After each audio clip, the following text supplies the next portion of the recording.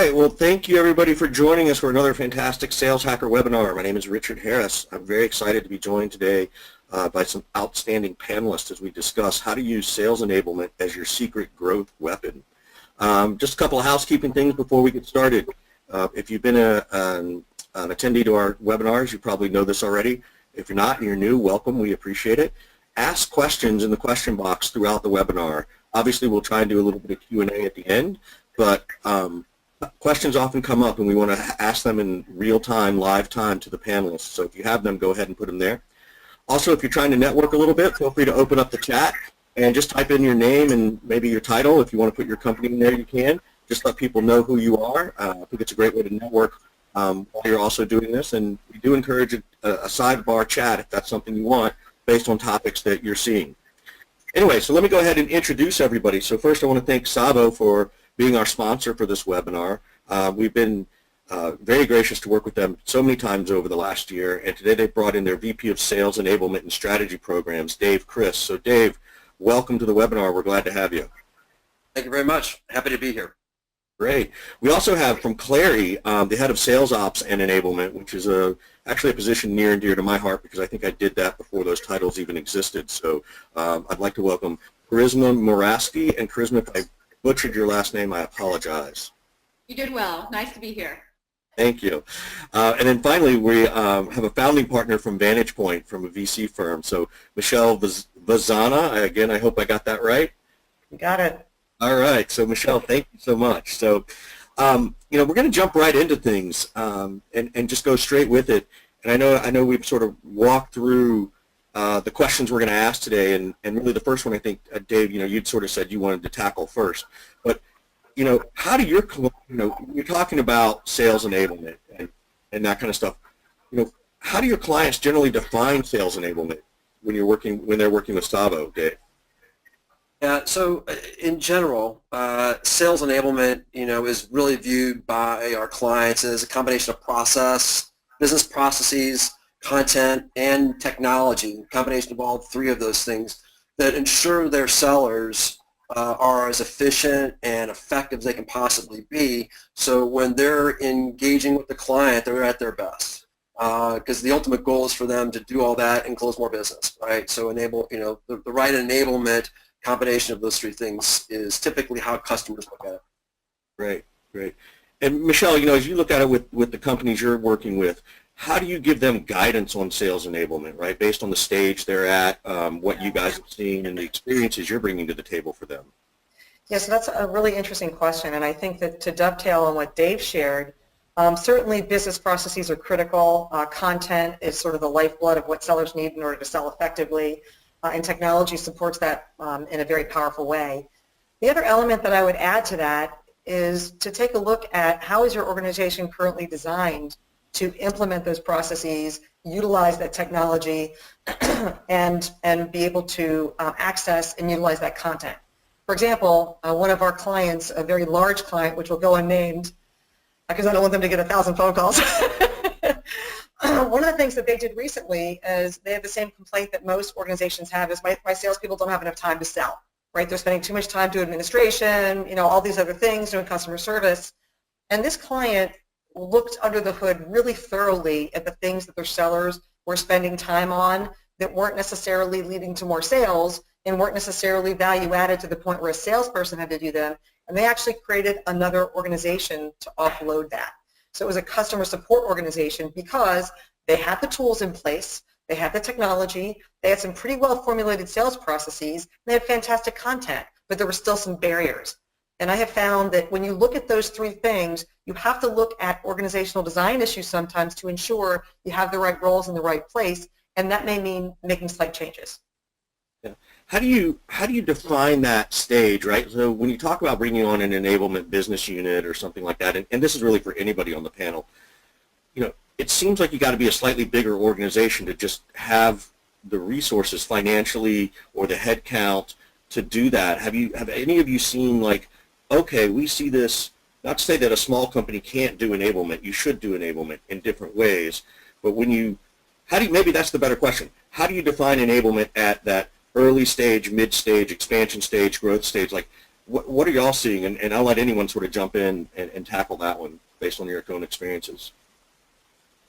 Yeah, this is Dave. I'll jump in on that, and certainly I'll let my fellow panelists pile on top. But we certainly see a progression.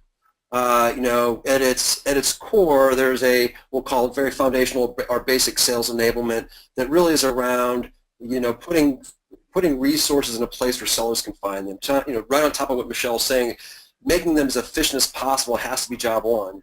And whatever you can do to do that, put some easy things in place to make that work. Then that's got to be where you start. But they can only be so efficient, right? Sellers can only get so efficient and save time. So now it's how do you parlay that time into competencies that are going to make you more effective in front of the client. We all know from just looking at all the CEB work that's out there that buyers are different today. They're getting educated on their own. So that time in front of the client is so precious. It's more around, how do you really use that time to add the right value and be as effective as you can to deliver and message your value, the value you're trying to convey to the client, in an easy and efficient way. I've written on that topic specifically. There's a difference between efficiency and effectiveness. And we've been swallowing the efficiency pill for so much for the last few years that we've kind of forgotten on how to be effective. And if we focus so much on efficiency, basically all you end up doing is accelerating the suck factor, right? You've got to learn how to have effective conversations. And I have a question for Kharisma, right? And this is not something we prepped for, so I apologize. I'll say it slowly and put you on the spot. But, 3 or 4 years ago, the phrase you heard was onboarding, onboarding, onboarding. Now we're running into enablement, right? Which I think is great. Like, it's a natural progression, and it's healthy, and it really speaks to those things. As this practitioner at the sales ops level, right, and this head of enablement, how do you differentiate a little bit between onboarding and enablement, or do you? I think there's a fairly common answer that I think you'll probably get to, but is there a difference between those two things, and where do you pepper in some enablement during onboarding, et cetera? That's actually a really good question, and probably parlays into one of the other questions that I had prepped for, so I don't think you've blindsided me too much. So, I think when we think about it here at Clari right now, we think of it in two ways. We do think of it in terms of onboarding, and then we think of it in terms of enablement / continued education. And the way that we've done it, and part of it may be because I own both hats right now, is what is the data telling us? So onboarding is really about ramping the rep and getting them up to productivity as quickly as possible so that they can contribute to the organization and the bottom line. The factors that normally go into that onboarding program is, product knowledge, pricing and packaging, the standards that make them talk intelligently about your brand and help support your brand in the marketplace the way that you want. Then after you get them onboarded, which normally takes anywhere from 30 to 90 days, depending upon whether or not you're focused on mid-market or enterprise, the factors become how do you make them more effective and execute quicker, better, faster so that they can contribute to the bottom line more. So then you start looking at the patterns that the data tells you as far as the sales organization in general. How can we increase ASP? How can we reduce our sales cycle?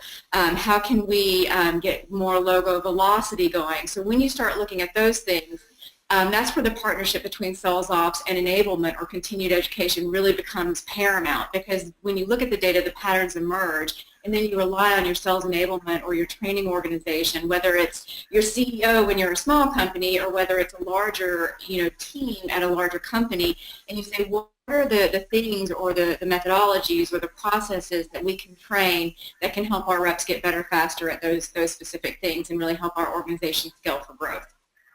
Yeah, I think that's great. I've actually got something coming out where I've been talking about how do you shorten the sales cycle, and to a certain extent, you don't always try to shorten the sales cycle, you just try to make the sales cycle stronger, right? You do a better job, and if the sales rep takes that data that you're teaching them and makes a stronger sales cycle and can say the right things at the right moment and can politely stand up to their prospect or push back to make sure that the commercial learnings are occurring, right, from CPB, then that sales cycle becomes stronger. And in some cases, the stronger sales cycle might be longer, but at least you know it's going to close. In other cases, it should get shorter too. You should see both sides of that coin. So I'm encouraged to hear that.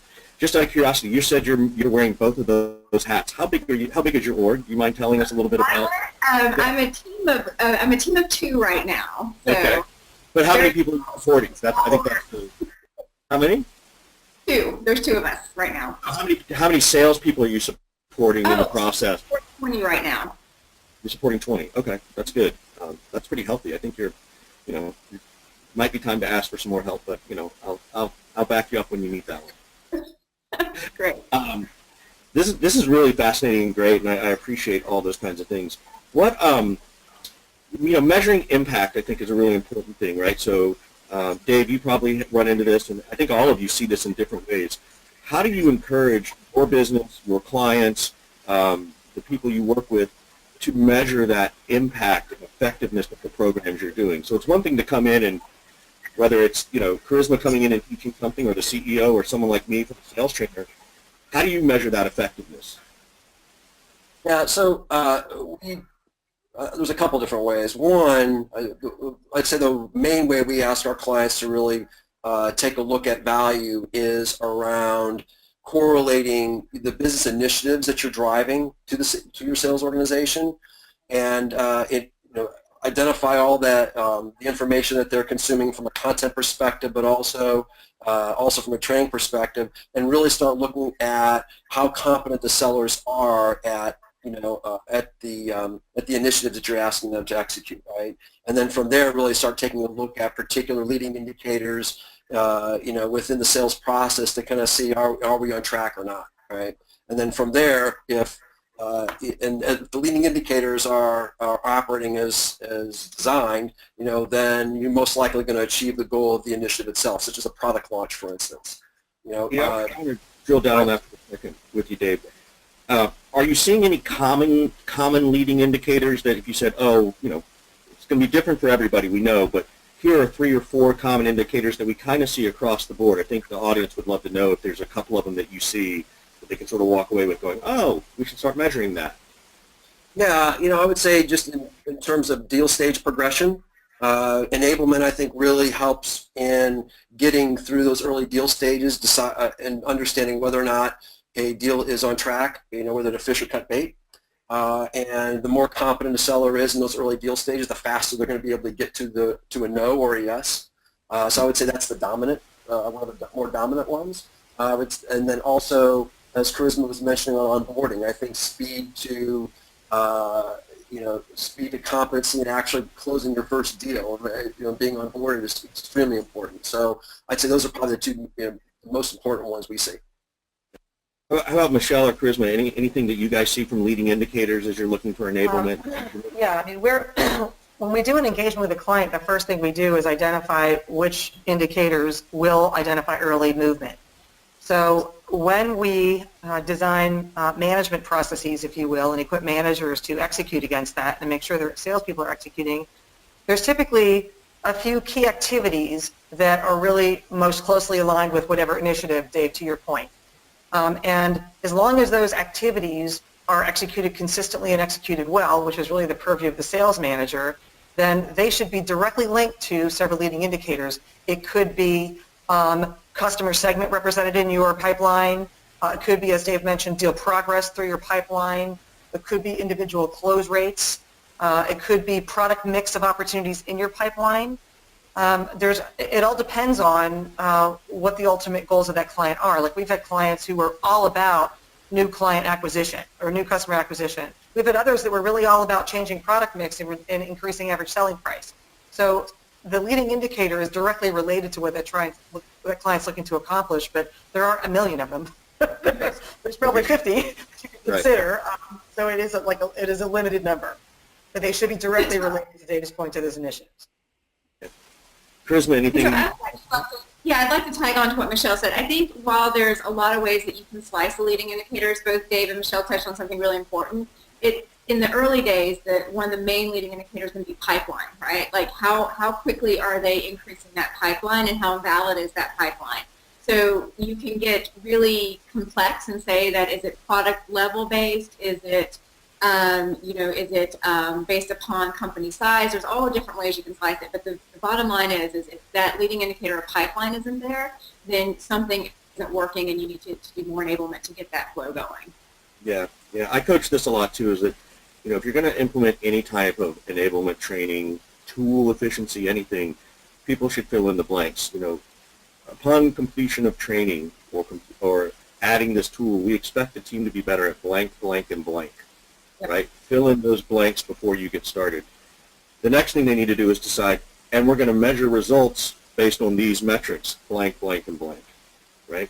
Well, Yeah, I'm go sorry. ahead. Go ahead. No, go ahead. But the third thing then people need to decide is, yes or no, I have baselines of those metrics to begin with. Like, you kind of have to sort of take it back down to that level to kind of remind people, like, put more thought into it before you just decide to execute, which I think is what I'm hearing from all of you around this, and really make sure you understand and ask other people what they should be doing, right? Ask others, here's what I'm thinking of doing, what are you doing at your org, right? That's where I think a lot of this stuff comes down to. But Michelle, I cut you off, I apologize. No, that's okay. I'm not shy. I'll speak up. One of the things that we see that really becomes a barrier to sales enablement efforts are the things that can't be tracked. So in our metrics research, the vast majority of activity level metrics that organizations tracked were not around seller activities, they were around sales enablement activities because they're easy to track. How those activities get deployed and tracked in everyday usage by sellers and sales managers is a lot more difficult. So where we find, sort of the cart becomes detached from the horse is when we set certain metrics because they're easy to track, but they're not really what needs to be done. So just because something can be tracked doesn't mean that's the thing that's going to lead to higher levels of effectiveness. For example, one of the challenges that we find is the interactions that second line managers are having with first line managers. Are they focused on the right things? Are they driving real execution of those initiatives, the right kind of coaching and guidance? That's kind of hard to track within your CRM, but it's a critical enabler to an initiative, as David mentioned, of getting better productivity and shortening onboarding and all kinds of other things. So there are those elements that are critically important to an initiative that you can't press a button and spit out a report on. Yep. They need to be considered. That's great. I'd like to thank you, Michelle. I think you're spot on. And I think just to kind of pile on top of that, we certainly see when it comes to, there's a confusion sometimes of what is enablement, right? We get a lot, hey, I really want to see the presentations that are closing the most business, right?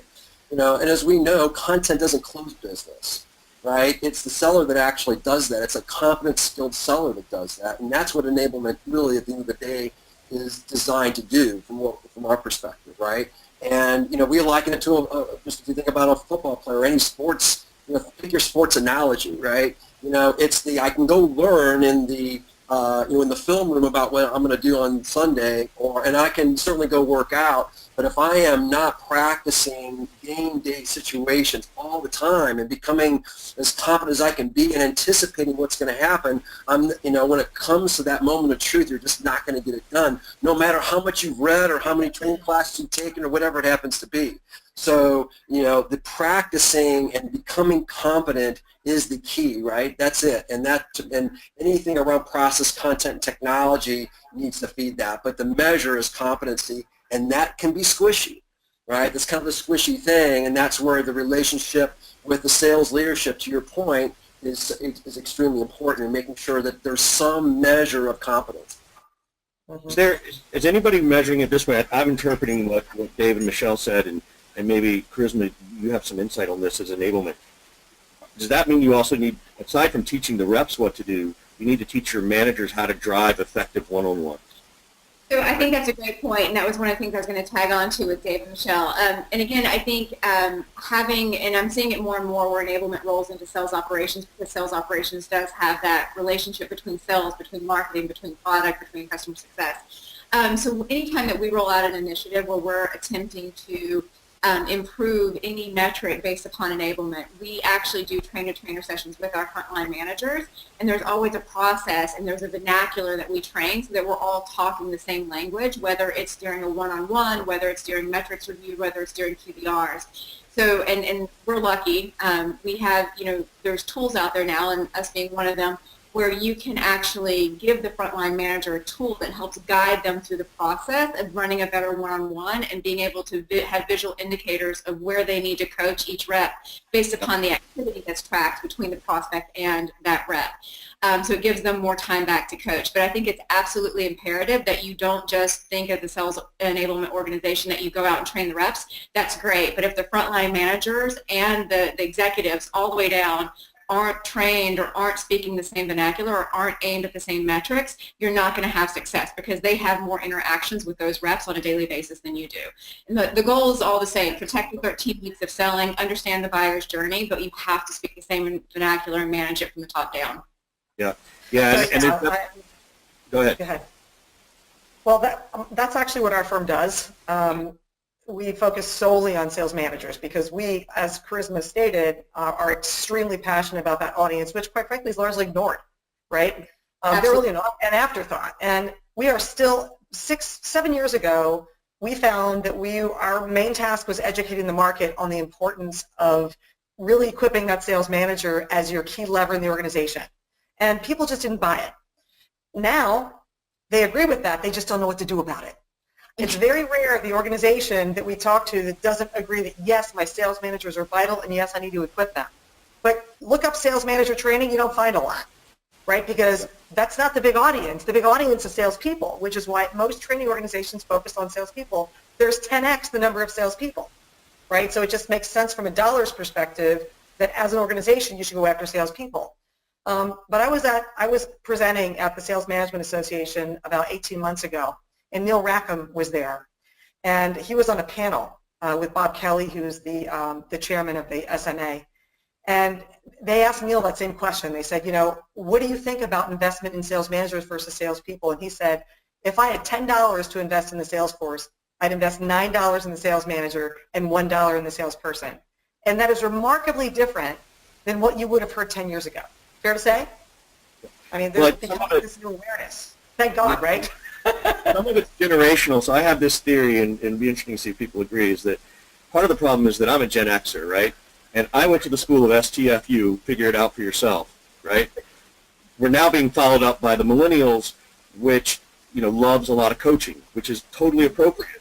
And I think it's really fascinating because the Gen Xers, we never got that in our sales training. It was figure it out for yourself. So no one sort of taught us that empathy level.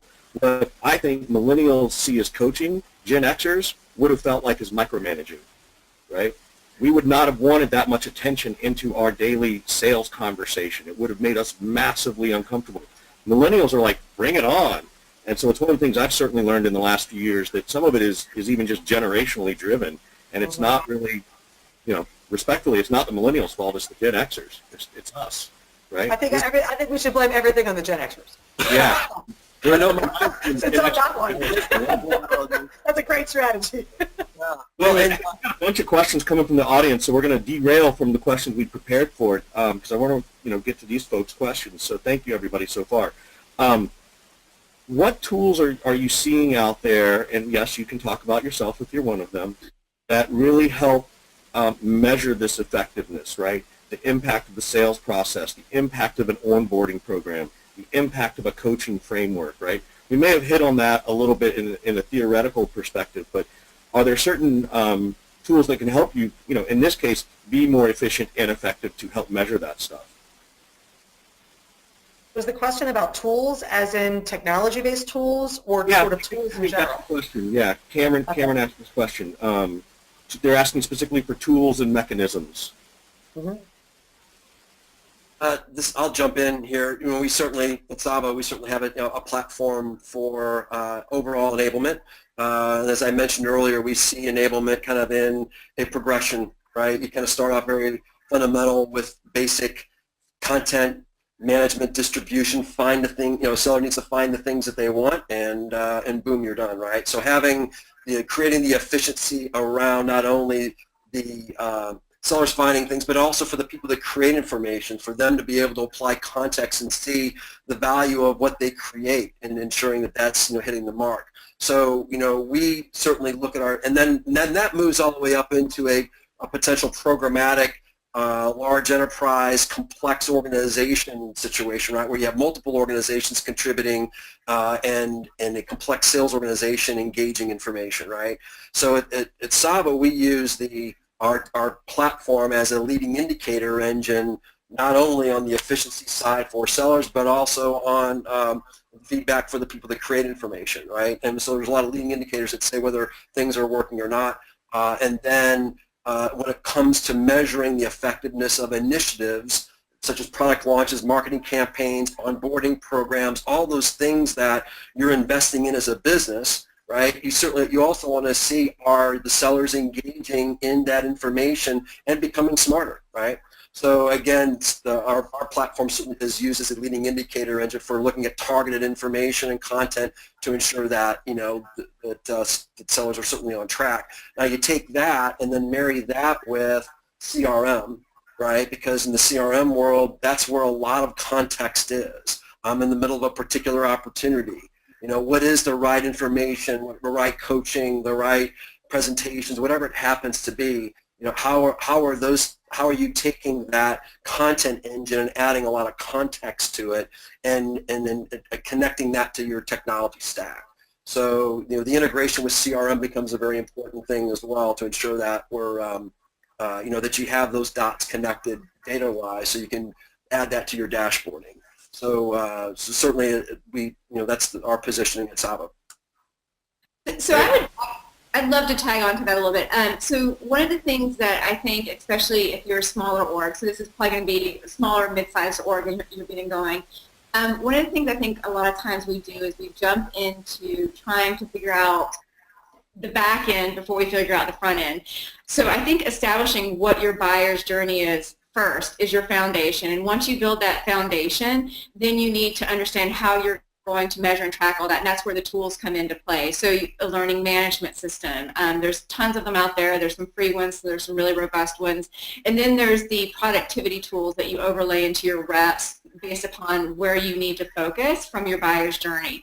CRM is obviously one of your main important ones, but then there's a lot of productivity tools that can sit on top of that CRM that can really help you execute at the end of the day your sales process. So I thought that would be I thought Dave laid it out really well just to tag on. Start with your buyer's journey.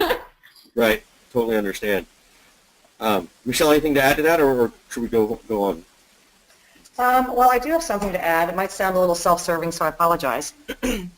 One of the things that we find is that, and we see this all the time, this is not an occasional thing, this is an everyday thing. We find that clients invest in some phenomenal tools and don't use them. And adoption levels are just largely disappointing across probably 90% of the organizations we work with. And we believe, and we have some research to back this up, that the reason they're not being utilized is because sales managers aren't paying attention to them. Because salespeople pay attention to what their managers pay attention to. Managers pay attention to what their leader pays attention to. And so we have found that before you add a new tool, you really need to figure out how that tool is going to be operationalized, get the people that are going to use it on board that team, and have them craft that solution with you. And then have a way to hold them accountable for that, because it's just millions and probably billions of dollars are wasted on tools that are fantastic but unused. Yeah, boy, and Michelle, thank you for bringing that up. You're so spot on. And this kind of gets into one of the questions I know we had on the panel is, what are some of the main obstacles, right, for a sales enablement program going wrong?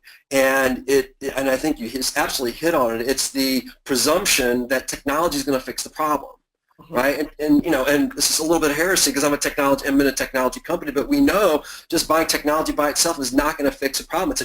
That's a tactical effort, right? That tactic has to support the right strategy. And Kharisma, you mentioned that, right? It's like, wow, the buyer's journey. Okay, that should absolutely be a core, element in your enablement strategies. How are we serving that buyer, right? Because as we mentioned earlier, buyers are so different today. We're all so educated on that right now, and it's not about educating buyers. It's about making sure that they can carry the message, your message, throughout their organization and be your advocate. Boy, those engagements that you have with them become so important. right? So the technology piece needs to serve that master. It's not going to solve any one problem auto-magically for sure. Totally agree. Yeah. I want to shift the questioning a little bit because I feel like we could keep going round and round on this topic if we're not careful. So I want to keep it going fresh. Kharisma, you told us about the size of your company. We've got a question coming in that says, how do you scale your enablement team as your sales team grows? Like, is it 2 people for every 20 reps? So if I get to 45, I need 4 people.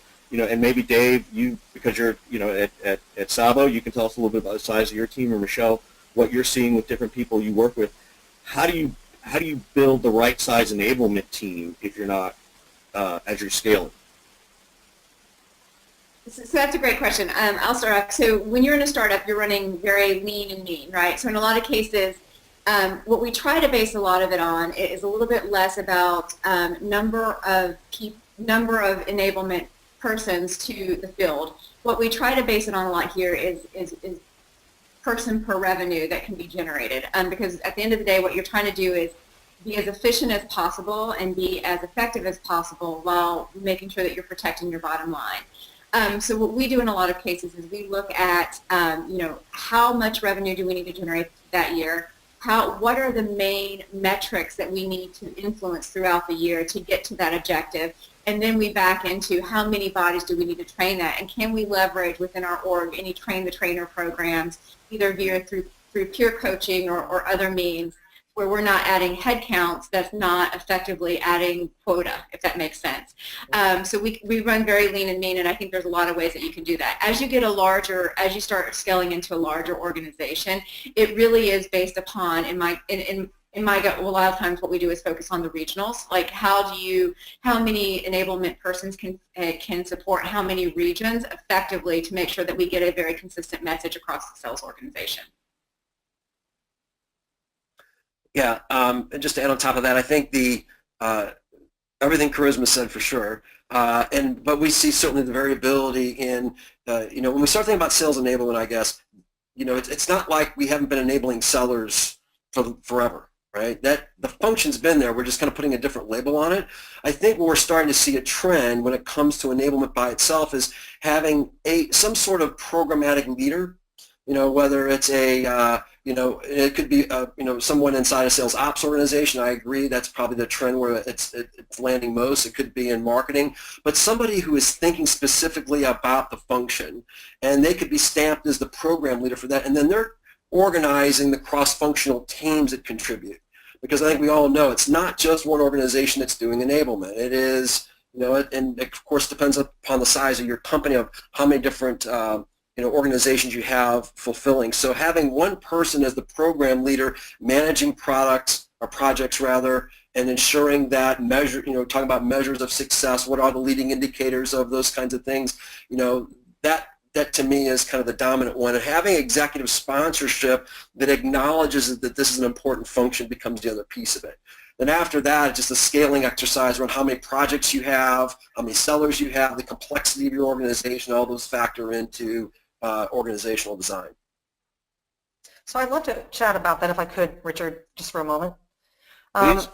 You hit on something, Dave, that we have found at Vantage Point is critically important, and that's internal ownership for initiative deployment. So as a training and consulting firm, our clients have tried very hard over the past several years to hold us accountable for their results. And while that's appealing, you can imagine why that's appealing, because there's no ownership there, it's not effective. And what we have found is that those champions have to be internal, and they have to be at the leadership level. And we've had leadership buy-in, we've had leadership attendance at our training programs, we've had leadership commitment. I mean, we've had everything down to, ask your sales managers to sign in blood, right? It gets that ridiculous. But, once a training initiative is kind of done and the heavy lifting begins, they don't want to do it. And getting sales leaders to actually commit to activities that are different than what they're used to committing to is very different than getting sponsorship. Because leaders are used to giving sponsorship. That's no skin off their back, except maybe some of their budget. But actually getting them to put skin in the game from an execution perspective is remarkably different. And we've tried many, many different ways to do that. And we've landed on the perspective that if a client is not willing, from a leadership perspective, to commit to very specific types of activities, we can't really commit to any kind of real lift, right? Because all of those things are integrated and interrelated to drive that outcome, right, that we talked about. And, you know, if they're not willing, that's fine. We'll still train you, but understand that your results are kind of up in the air.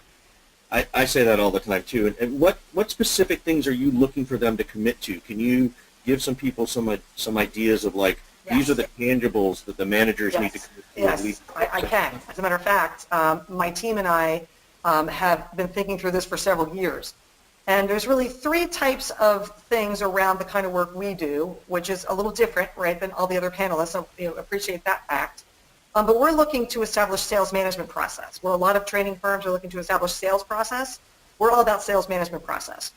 And in order to drive the right sales management process and focus on sort of the everyday activities that sales managers do, there's really three things that sales leaders need to help sales managers execute against. And there are very tangible, specific ways that they can do that over, say, a 6 to 9 month period. The first one is to make sure that managers actually have a plan for execution. What kind of rhythms will they have in place? What kind of high-impact activities are they supporting? What are the standards for those activities? What's the nature of coaching, the time frames and frequency, the duration, where it will be conducted, which leading indicators will be moving. So they have to have a plan for that the sales leaders can then vet and buy off on.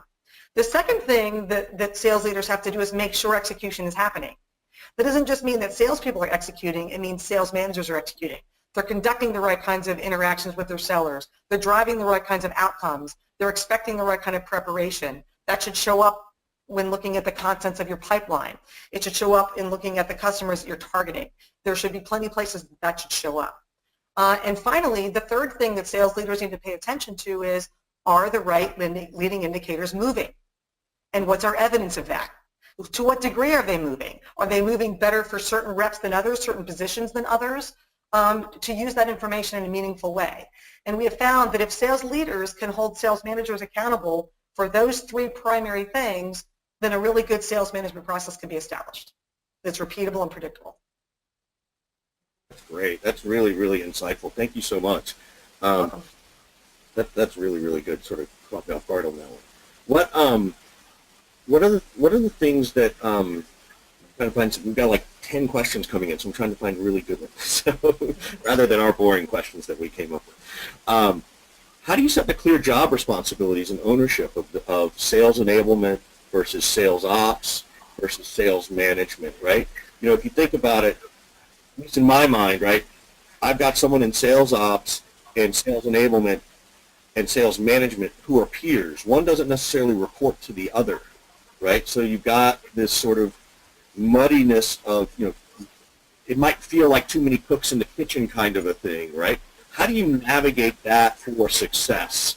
How do you establish those clear boundaries of responsibility and foster that teamwork environment across maybe those three different roles? I'll jump in on that. It kind of goes back to the dialogue around initiatives. You know, I think that tends to be the thing that binds all organizations together.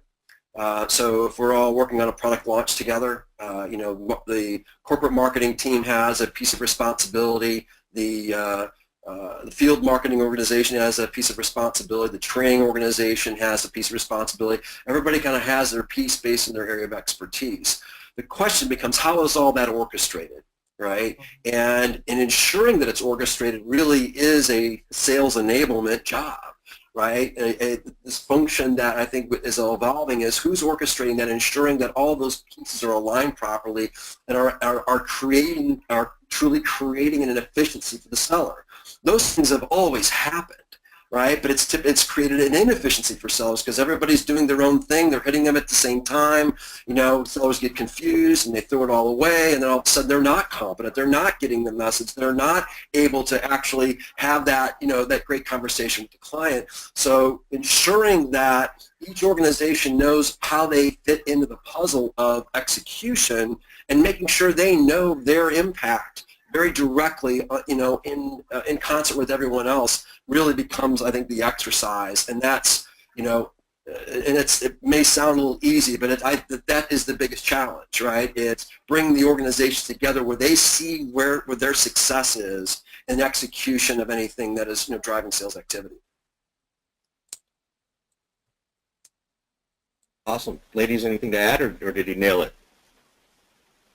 I think you nailed it pretty good. I think the only piece I would add to that is with the person who's running the sales enablement program, and this goes back to what Michelle and her team does, is it's really about managing it through every level of leadership that you have. So when you get that sales enablement person has to take those initiatives, they have to be that partner cross-functionally across all pieces of the org, and then they need to manage it down to each individual layer of the management team. Otherwise, if they manage it straight to the field, it just won't be successful. Mm-hmm. There is one thing I would add. Go ahead, Dave. I'm sorry. The only thing that I would add to it, and I'm just thinking of a particular client that we're working on right now. When you're talking about organizational efficiency, there has been a trend, and I think it continues to be out there, that more is better, right? I'm a marketing organization. I'm going to create more stuff, and I'm going to put it out there because I want to serve my sellers the best way possible, and I'm going to give them everything they could possibly need. And as it turns out, too much is bad, right? It's not good, and it's not focused enough. They're not thinking about the seller's perspective as they're creating what they're creating.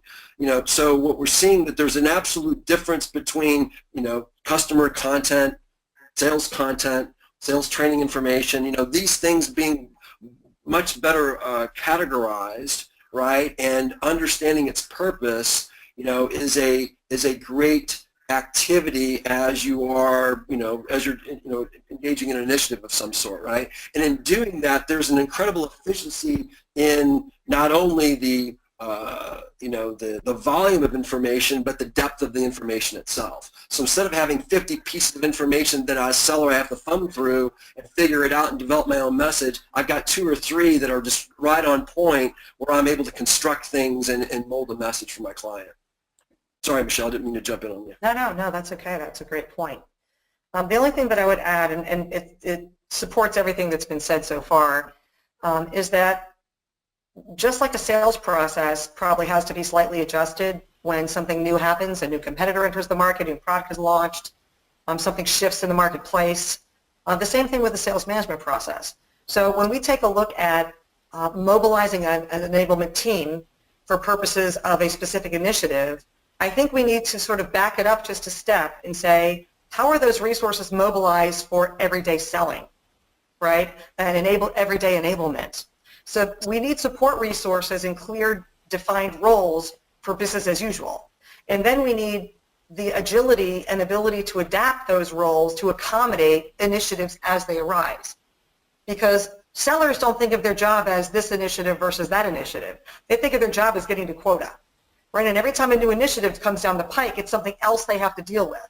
So if we equip sellers and managers, who are the ones on the front line, to have good, strong, everyday processes that are adaptable and adjustable when a new initiative comes down the line, I think that's a pretty good plan. That's great. That's really great.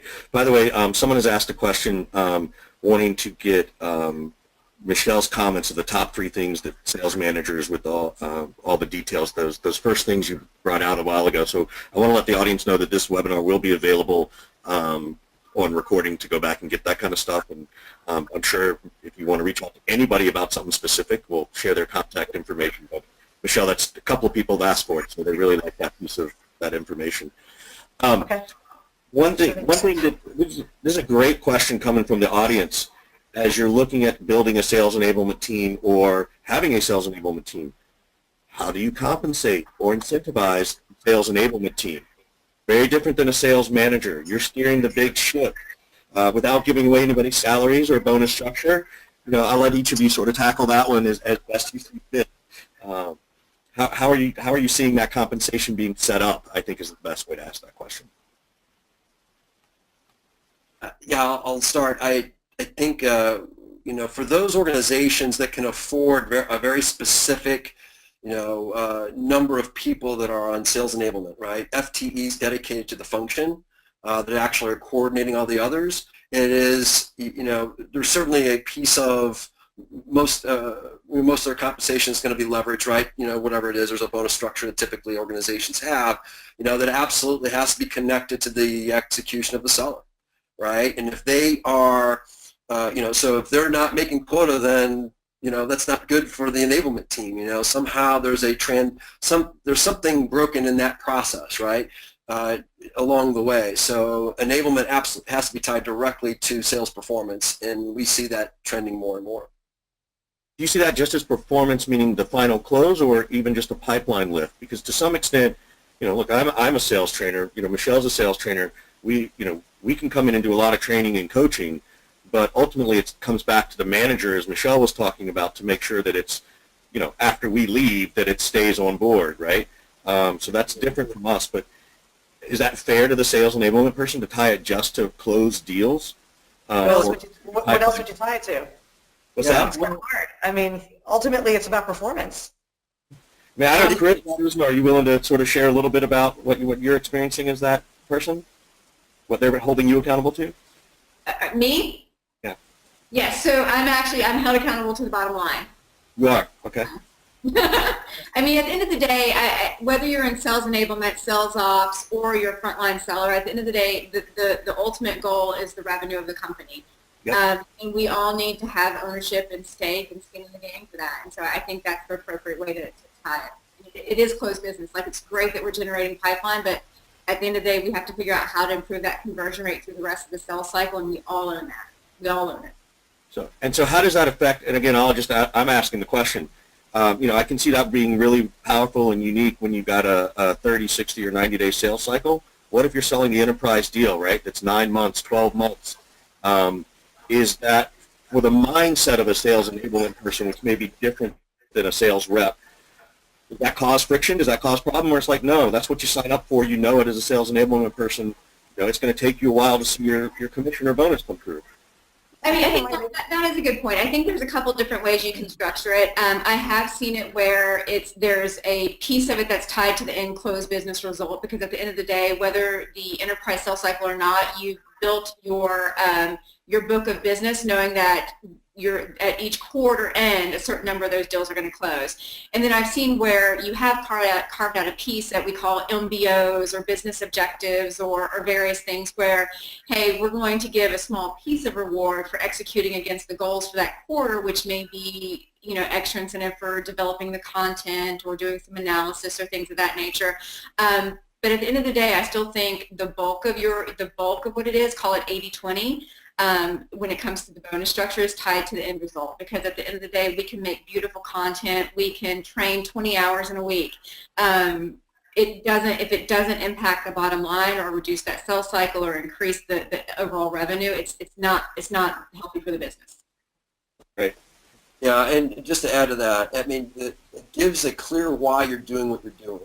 Right? If you're training, the why of that has to be, I'm approaching a class with the seller being competent so they can execute better. Not that I've just completed the class, right? Not that I've just gone through the volume or the exercise of doing it. As a marketer and creating information that is going to be used by a seller in a situation with the client, the intention has to be, how is this actually going to help, and when is it going to help a seller, and what situation?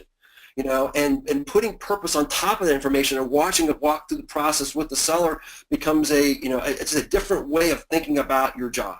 So, and now, Richard, to your point, boy, there's a lot of dots that are in between a training class or a piece of content of a seller closing business. 100% acknowledge that, but I think that the more that is out there is the reason why, the less dots there are going to be in between, right? And I think ultimately the enablement function is there to do just that. That also, Dave, really drives the necessity for a sales ops professional to make a clear, direct, and unambiguous link between what they're doing with the salespeople and the sales managers and how that's going to impact the bottom line. And all too often that link isn't made, it's not clear, it's a hope and a promise, and I did this at my last company, it'll work here. Well, did it really work at your last company? You're not there anymore. Maybe it didn't work at your last company. So, I mean, it's really, that sounds kind of flip, but, I mean, sales enablement should be held accountable. If what they're doing isn't directly and meaningfully linked with helping sellers sell more effectively, helping managers manage more effectively to drive that bottom line, then maybe some of it's busy work. I don't know. But I think that link is critical. Right. How is, one of the new words I'm seeing sort of surface around training and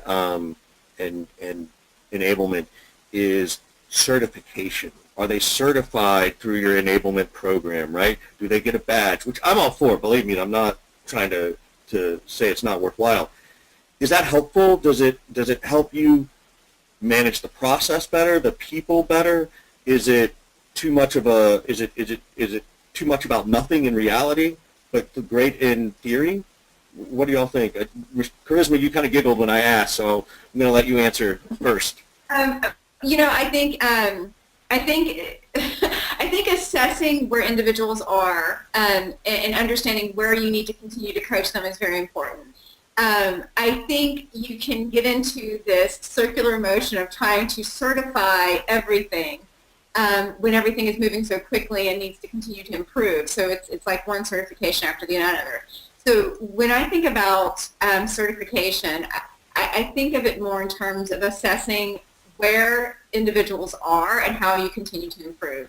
I'm not a huge fan of quote-unquote certifying on X product or certifying on Y process. It's more about assessing whether or not the enablement that you did stuck, and if it didn't stick, how do you continue to improve it from there? I haven't seen where putting out this big certification program has increased results on the bottom line anywhere. What I've seen it do is decrease productivity where people are floundering around trying to figure out how they're going to pass this quote-unquote certification. It's really about assessing and continuing to improve. Right.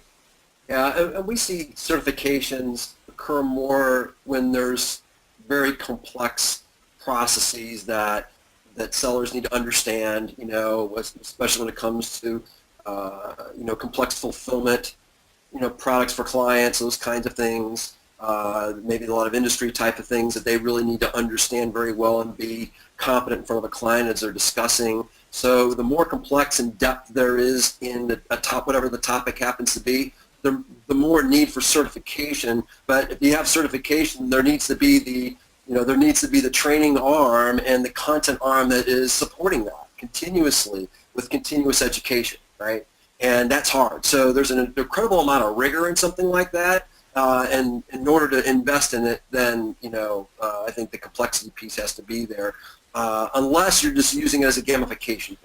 If you're going to say, hey, you know what, we've got an onboarding program, you're going to get certified this week, and the top 5 people that get certified first, win a brand new car or something like that, right? That might be a little bit more of a folksy certification, but you can, I think it's used for gamification as well. If you're giving away a car, that's more than folksy. So, it is. A lot of applicants today. What kind of car, right? So, Michelle, what do you think about certification? I agree with everything that's been said. I have nothing meaningful to add to that. All right. Not Well, really hey, much. we got time for 2 more questions. I know what they are because they're going to be a couple of mine. But to the audience, thank you so much for asking your questions. I'm sorry we couldn't get to everybody's. What have you seen as you're building an enablement program or you have one, what have been the biggest FUBARs you've seen? What have people really messed up? What mistakes have you had in your own career that you're willing to share? Because I think we all learn from our mistakes as much as we do from our wins, right? What advice can you say, don't do this or don't try that because I did that and it was not good? Any feedback for the team on that? So I have one that is a shining example of a sales ops or sales enablement effort gone awry. I was working with a very large manufacturing company, and I had just started working with them. And they had they had gotten some training on a sales methodology a couple of years prior. And that sales methodology involved some planning tools. And they were really having the devil of a time getting their people to do call planning. And they, of course, interviewed the field and said, why are you not doing more call planning? Because this is a really critical activity. And, you can imagine what their answer was, right? It takes too much time. I don't have enough time as it is. To do this takes too much time.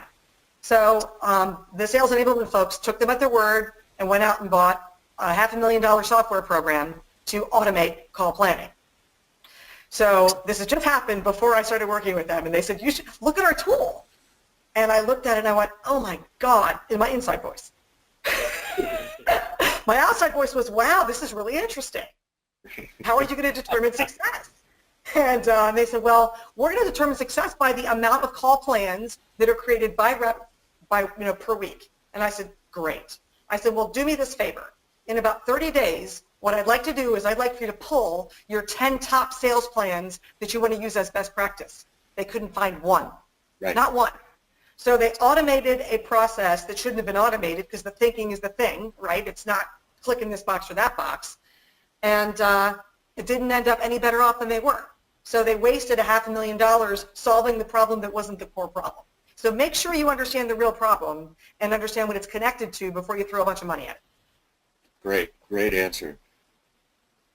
Yeah, so and this kind of dovetails into what Michelle said, but I think the number one problem that I see that is recurring, right, that we encourage certainly our clients not to do is to treat sales enablement as a project, right? It's not a one-time project. It really is a program. It's something that needs to be, you need to identify an experience you want your sellers to have first, right? What is the behaviors that you want them to have, and you're going to be reinforcing, right? When you understand those experiences, whatever they happen to be in front of a client or learning or whatever it happens to be around the topics of enablement, then worry about the capability, right? The technology, the tools, all those things. Then make the decisions about buying those kinds of things and implementing those things based on the experiences that you want your sellers to have that will support those things, right? And then the last part, and this is where it typically gets, typically the first two things people do, but they forget to sustain. And they forget to think about, okay, now what happens when my business changes, when we have a merger and acquisition, when we have new leadership, when the market's making a left or right turn. Guess what? Enablement changes with it. Seller experiences change with it. Your customers change with it, right? So how do you think about sustaining this thing as a program and not just a one-time project? That is the number one problem we see. And I'll just tag on to the very end and say that everything is not important. Protect your 13 weeks of selling. And if it doesn't rise to the level of impacting your revenue and your bottom line, challenge back and don't put it in your program. Yep. Because there was a point in my career, this CEO came and said, I want to train on this. This is great. I heard this from a rep. Oh, yes, let's push it in next week. No, everything is not important. Be very comfortable pushing back and protect the 13 weeks of selling. Love that. I like that. Protect the 13 weeks of selling. That's great. So we're getting to the end of the hour, and I want to thank everybody for joining us and thank our panelists. I'd love everybody to sort of give your 30-second elevator pitch, or let people know what you guys are doing or how they can get in touch with you. I know we've got some content that's going to go out after this, so if you want to let people know about that, but just start with Michelle first and go from there. Sure. So again, with Vantage Point Performance, we are in the business of equipping sales managers to get more reps to quota. What you can be expecting as a follow-up from us is we've just created an ebook for the sales ops population, so you can be expecting that along with our contact information. So we'd love to chat with you. Great. This Dave. So yeah, we're SAVO Group. We are a sales enablement technology and strategy company. So and we work at all levels of sales enablement. So if you need anything, feel free to give me a call. Just real quick, Kharisma, before you jump in, Dave, how small of a company do you work with? Because I've had a couple of people ask small company questions. I've only got 10 reps. Is that something that SAVO could help them with?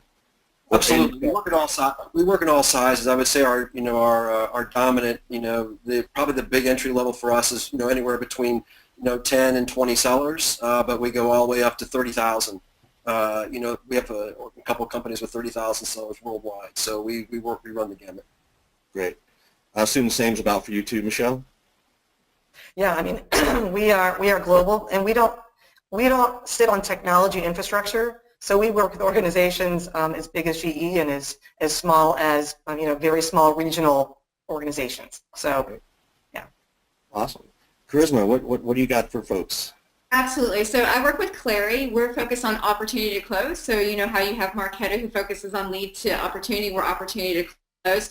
At the heart of what we do is really helping sales managers coach better by having clear visibility into the deals real time, which ultimately rolls up to better forecasts. So we actually manage and help execute across every stage of that opportunity to close process. Great. Awesome. Well, thank you again, everybody. This has been a fascinating conversation. I think we asked 2 of the original questions we planned, and then we let the audience take over. So I think this is a very audience-driven webinar. I hope that was meaningful for everybody. So thank you, everybody, and we'll see you next time around. Take care. Thank you. Thank you.